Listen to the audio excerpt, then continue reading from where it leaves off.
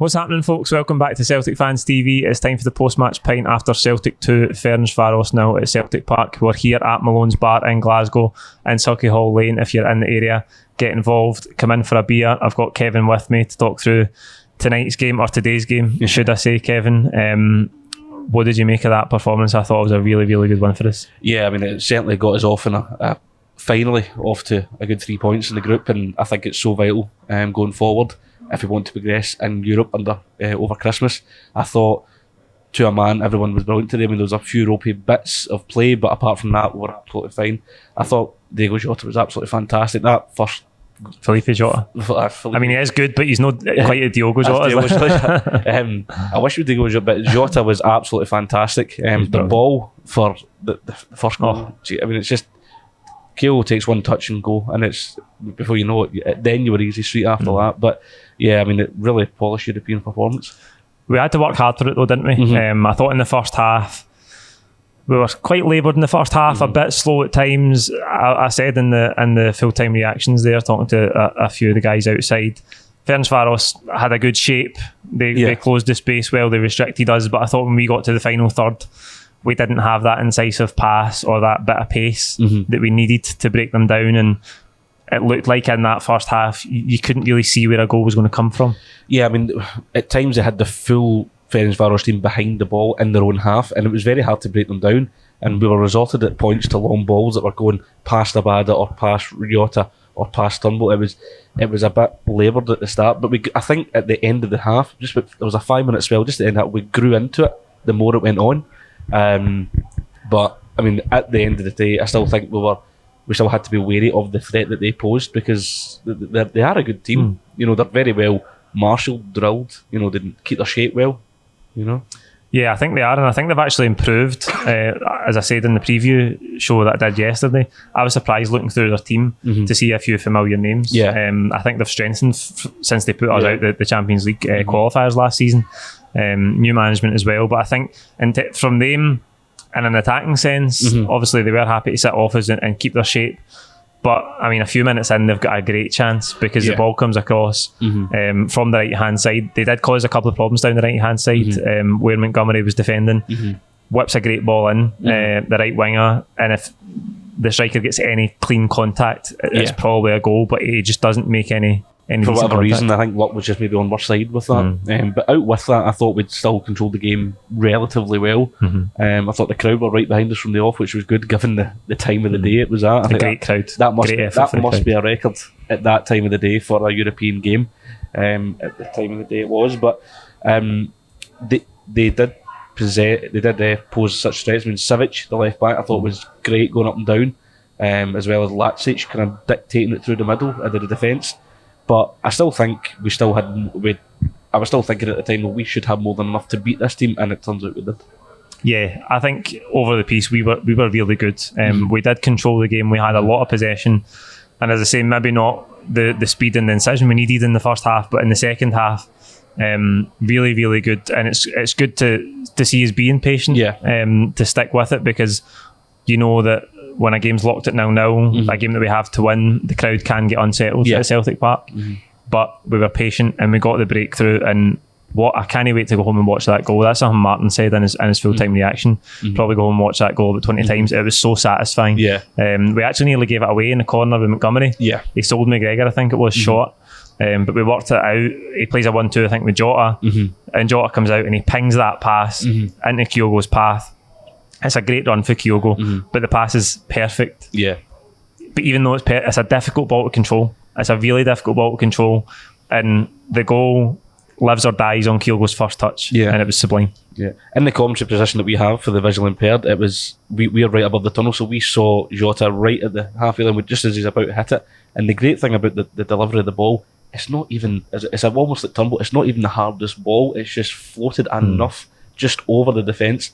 And Kyogo only takes one touch. I thought he took more, and I thought he would have took more, but to have the confidence to only take one touch, then slot it away, it's a fantastic goal. And as I say, I was quite lucky. I was managed to see the replay, but honestly, it's an absolute.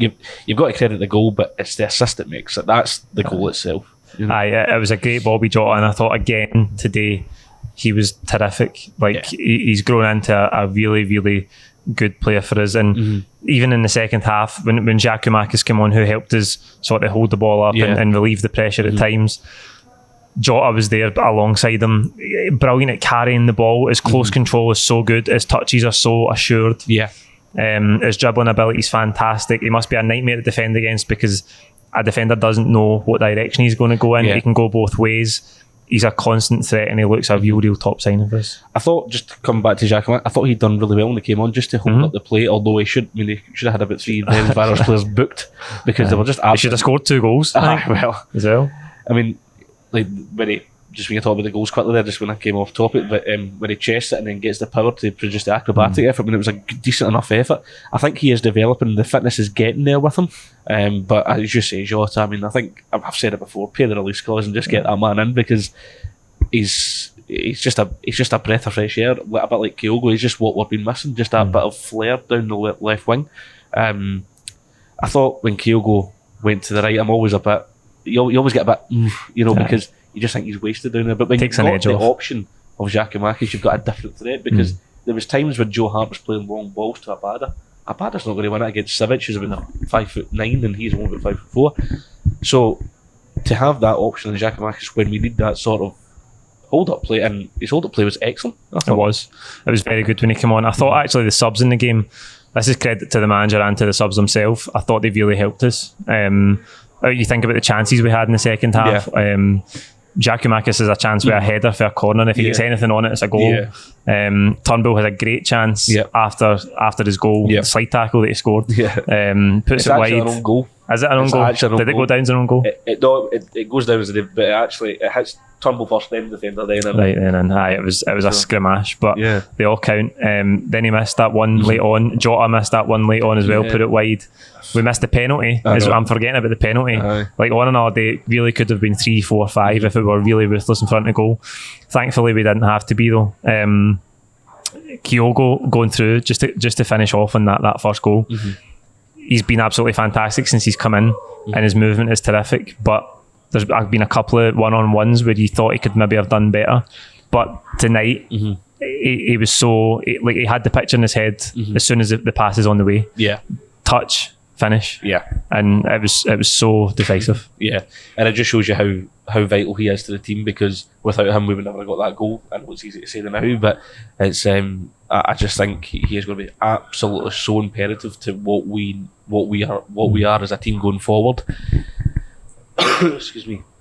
But I still think, I mean, I thought even Scales when he came on was okay. He done okay for what Montgomery, and Montgomery was even doing enough today. He was improving bit by bit. It wasn't fantastic. I just thought his passing at times is so poor. I think there was a wee bit of nerves considering the game and the magnitude of the game, but I thought, even Starfelt was okay. I mean, apart from the end bit, but I mean, he did have a decent performance, but I feel that when Starfelt and Carter Vickers are together, they're just too the same person, and they're not wanting to get forward enough, and I think that's what we're trying to, I thought they looked composed enough with the defensive work they had to do today, as you say, apart from Starfelt, who is that blip at the end where Hart needs to sort of make a save at the boys' feet. But the game really did open up for us. I thought Beaton made a difference as well to some degree. I don't know if Ferencvaros were just tiring at that point in the game, but it really did open up for us. We created a lot more chances, and we were really comfortable in the end. He seems to like that substitution of bringing Beaton on. It's almost like to show it up, and it just shows when you play someone in the right position, they produce a not bad performance. I thought he was good enough, and he done what we needed him to do. I thought Hart had some cracking saves in there.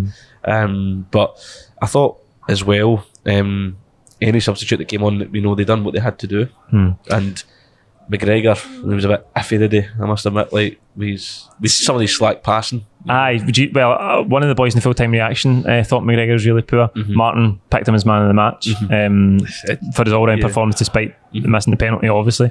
The one thing I wanted to pick up on just after the first goal in the hysteria, Ferencvaros have got a great chance. They get in behind us, down the right-hand side again. The ball's cut across, and Tony Ralston makes a goal-saving challenge. I mean, it's up the other end for me, but it looked like a goal-saving block. No, it was, because obviously we get the camera again, and I think it's Taxom that he takes out, and if he isn't there, I mean, the person beside me said, "Oh, Hart's got that covered." I wouldn't have liked to put money on Hart covering that, because it was an open goal basically. 6 yards out, isn't he? 6 yards out. He has a whole goal to aim for. I just don't think he would have had a hope in hell of saving it. But I think you've got to really credit Ralston with an absolute game-saving challenge.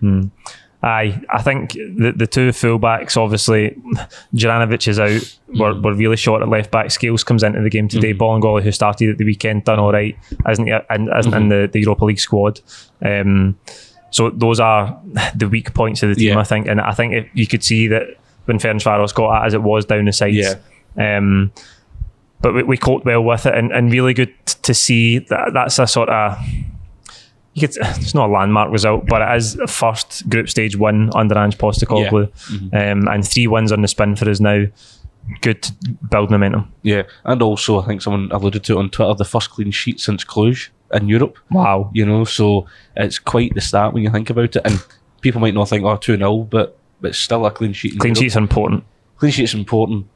We go there now to Hungary, it's going to be vital, and then I think the real big game then, if we can just get a positive result over there, I think the big game is going to be Betis at home. That's going to be absolutely vital. Yeah, so they've got the double header with Leverkusen coming up, obviously.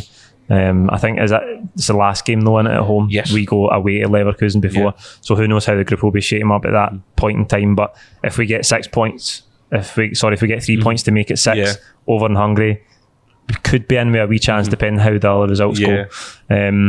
But looking ahead to Saturday, I mean, how do you feel about the team? Would you make any changes to that team that played tonight for Saturday? Do you sense a bit of tiredness anywhere? Some people might not like this, but I'd bring Bolingoli back, because I thought he played okay on Saturday, because I felt he didn't do anything wrong to warrant, out with the penalty. Chance. But that was a handball for the Marlborough player before it. Didn't you see that? No. But obviously we've had a discussion about that in the handball, but I still think Montgomery obviously is going to be tired. Either between Bolingoli or Scales, I'd like to see who would come in there. But apart from that, no, I wouldn't change it too much. The one that I would maybe try just to see how it would be, because I would say Kyogo would be pretty tired with all the international break, then straight into 2 games. I'd try Giacomakis up front. Aye. Because St Johnstone are on a poor run of form now. They lost to Livingston last weekend. I think this is the perfect game for him, just to give him a go and see how he goes from there, because I do think there is a player there. His fitness is improving slowly but surely, and I thought his hold-up play, that will terrorise defenders in the Scottish League. Aye, and it's vital for us in Europe as well. It's really good to see that, because he's different from what we've got. He's a big lump. He's a big boy. He's going to annoy you. He annoys defenders. And you can tell his hold-up play is really good. Given his size, he can hold off defenders and get us up the pitch. Those next 2 domestic games are massive for us, isn't they? A home game on Saturday against St Johnstone. They've not been doing too great recently, but then Easter Road next Wednesday night, absolutely massive. Yeah, as we said, that's the most vital game. I think we'll have enough in the tank to beat St Johnstone, touch wood. But I think we would agree that the bigger game and the most vital game of it all is against Hibs. We shall see how it goes. We're on a good run now. It's just about keeping that consistency going. You can see even today at the end of the game, the fans are starting to engage that little bit more again. It's starting to get that feel-good factor about it. Yeah. So we shall see what happens. I think it's hard to judge now, but I think there's what your team is, but there's just a few nooks and crannies that just need to be made, maybe in defence, and maybe when Juranovic comes back, when Julian comes back, there is the makings of a team there. It's just we need that wee bit more depth, and we say it every time we're on here. We need more depth. Yeah, and we've still got James Forrest to come back. I think Abada on the right hand side, not to end on this note tonight, but got a lot of the ball again tonight at times. But it's just that end product. He really needs to improve that end product. He's a rough diamond. I mean, he's still only 20 years of age. It's okay for us to say, it should be doing better. But he's a young man. He's came over from Israel. Obviously, he needs to do a lot better. But he still gets you the odd goal when you need it, and it's just his end product of delivering a final ball that needs to be worked upon. But out with that, I'd still have him in the team. Out with playing maybe a youngster that we had, but obviously we've got Mikey Johnson coming back, who I thought was even okay when he came on. But I wanted to touch on him again. I thought he did make an impact. A great ball through. I think was it for Jota's chance or Turnbull's? It was for Turnbull. I mean, it is a fantastic ball. I still think there's that element of greediness with him, and he needs to stop going for the glory. all the time, because I think there was a chance he took a shot on, excuse me, where he could have passed to, I think it was Turnbull maybe, and you're just thinking, just if you take that out of your game, you've got a really good player there. But the problem with Johnson, he comes the youth O'Donnell, the Brian, he's just this injury prone player, and he needs to get that out. And I know it's easy to say that, but I think that is the big thing for Mikey Johnson is, and I've always been really supportive of him. A lot of people wrote him off a long time ago, but I think he's got all the attributes there, technical attributes, to be a really, really good player. The problem is he's coming to, 21, 22, maybe even to getting towards 23 now. He's got these injury problems. He's never been able to sustain any sort of impact or prolonged run in the team.